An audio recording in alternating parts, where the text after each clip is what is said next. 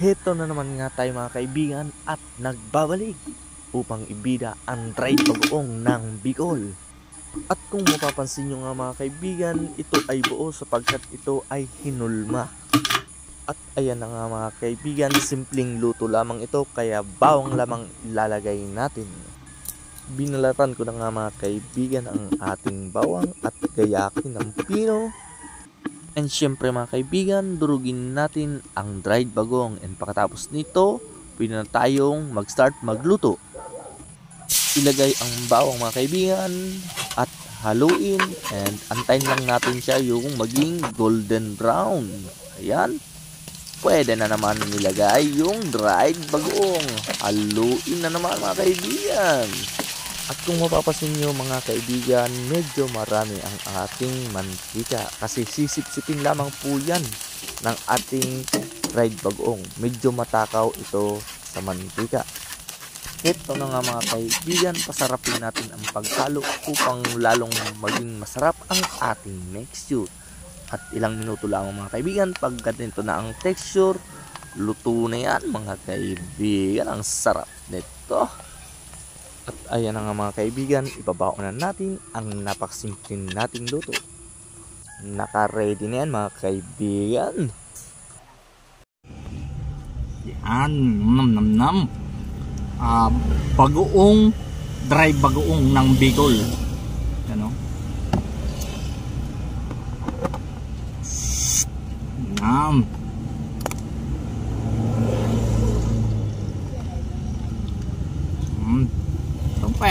Meron pa yung props. Tapos syempre sa props natin, lalagay na natin ang dry bagoong na may bawang.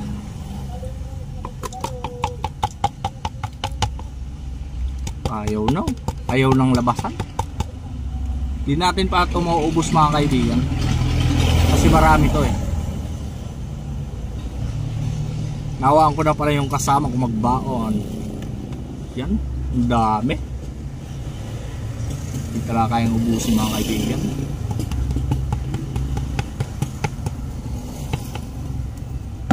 Yan, pwede na yan. Yung tira mamayang hapunan ko na yun. Siyempre Bicolano may sili yan eh. Mga green sili, para yung lasa ng green sili ay parang pipino lang yan pag green sili. Yung masarap na sili. Tapos siyempre may kamatis. Ang kabagay yan. Tapos merong kalamansi. Shout out kay Idol Jigs TV. Kasama ko kasi ay Batanggenyo eh. Jigs TV ba ano pre? Batanggenyo. Pod trip na tayo. Pod trip na yan. Sarap.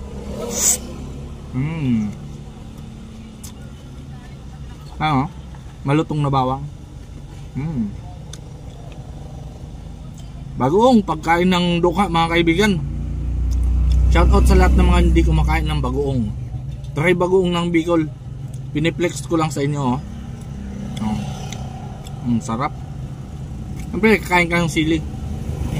Bicolano eh.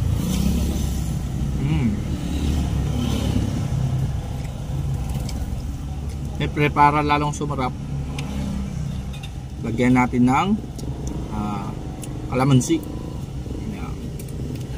Hindi ko na nilalagyan ng hinihiwa ng kutsilyo kasi malakas tayo. Pinipisil ko lang yan ng kuko para yung kuko malinisan din yung kuko ko. Matagal na kung di nakakapaglinis ng kuko. Ano? Maasim-asim na yan mga kaibigan.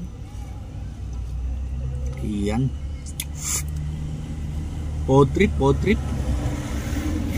Damayan natin ng kalamansi. Kasi yan ang magano niyan. Mas maganda yung blending. Maasim, manghang na may tomato sauce. Kung maging sauce na yan tomato sauce na yan Ayan na yung sauce mga kaibigan. Tomato sauce. Yummy.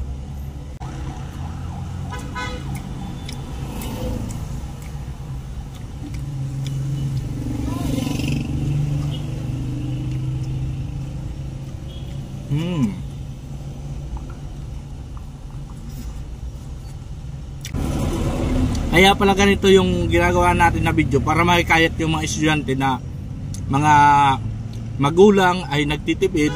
Para makatipid yung magulang nyo, magbaon na lang kayo. Magbaon na lang kayo. Kasi yung pambili nyo ng ulam at kanin, pwede nyo nung pampamasay yun. Para makatipid yung mga magulang nyo. Kasi pwede naman ulamin yung ulam nyo sa almusal, gawin yung baon. Pwede yan tanghalian mga kaibigan. Importante makakain ka ng 3 beses sa isang araw.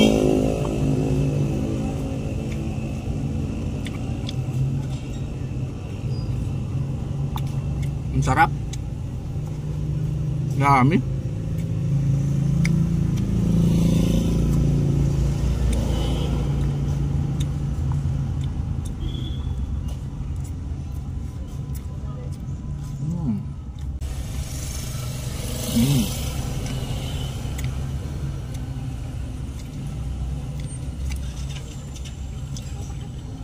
Pag nagluto ka nito mga kaibigan, dapat maraming bawang.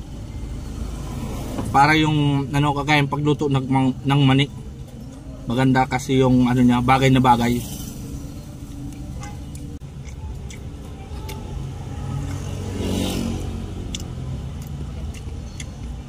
Ang tawag pala nito mga kaibigan sa Bicol, hindi ko pa naisabi, ay dinailan, no? Kaya sa Tagalog ay dahil sa iyo kasi dinailan. Parang yung dahilan. Naubos ng baong ko mga kaibigan. Naubos na yung kanin ko. Busog to the max. Sarami na. Natira puro tangkay ng sili. Kasi yung tangkay di ko kinakain.